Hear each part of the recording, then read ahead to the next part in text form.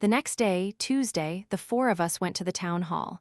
It was a beautiful old building in the center of town, opposite the library. We walked up the stairs and through the main door. Inside, it was cool and quiet. A friendly woman at the desk asked us, "How can I help you today?" Tom explained our plan. The woman listened carefully and smiled. "That sounds lovely," she said. "You need to speak to Mr. Johnson. His office is on the second floor, first door on the left." We thanked her and went upstairs together. Mr. Johnson was a short man with gray hair and glasses. He welcomed us into his office and offered us seats. "So, you want to organize a festival?" he asked kindly. We told him everything, our ideas, our plans, and when we hoped to have the event. "I like it," Mr. Johnson said after thinking for a moment.